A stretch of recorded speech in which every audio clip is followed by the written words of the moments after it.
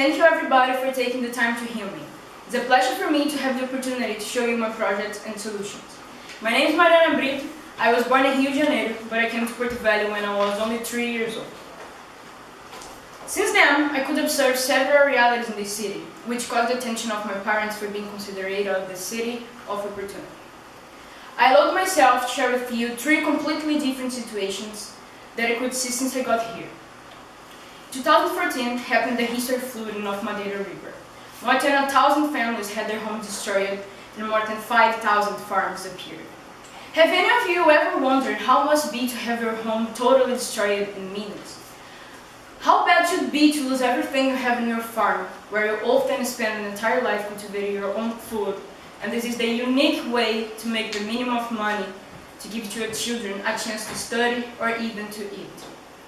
This was a consequence of the lack of planning and infrastructure of our city. All this happened because these people had nowhere else to live and they had to build their house in a place with risk of flooding. And there are still people living under these conditions, with the risk of losing everything at any time. We have to build not just houses for these families, but give to them the proper sanitation, medical centers, transport, and public schools in appropriate neighborhood. We will improve the tourist attractions, public lighting, and sanitation of the whole city. We will complete the unfinished work of the overpass and improve leisure facilities, such as airport hiking trail and the circuit park.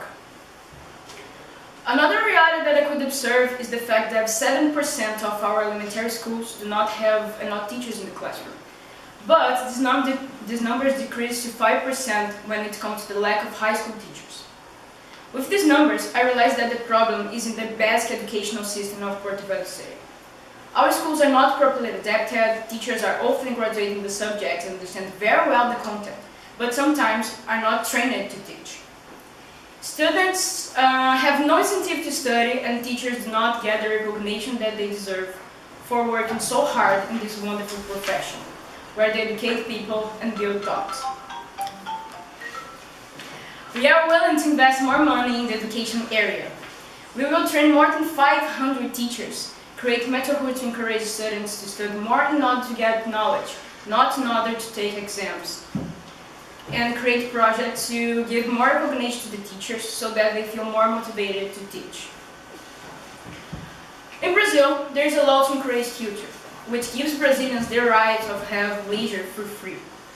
However, in Porto Velho, few are the musical festivals and film screenings that are free to the public. I know some people who never had the opportunity to go to the movies or watch a play in a theater. And it's hard for me to understand why this lack of encouragement here in a region so rich in culture as the Amazon. The municipal theater we have, as well as place for musical performances. What is missing is to bring the attractions closer to the people, so that everyone can have contact with music, cinema, and give the opportunity to the regional artists showcase their art. My proposal is to bring to Porto Velho cultural projects, such as that in Rio de Janeiro. Every week a different plastic arts exhibition, do more presentation in the municipal theater, and give the public also a chance to choose the attractions that they want to see here. All this for free to show people the greatness and beauty of art and leisure. In a history way of thinking, Porto Velho is just a child carrying out for candy. After all, it's only 102 years old. And yet, it's called the City of Opportunity. Opportunity that needs to be better organized so it can be seen by others.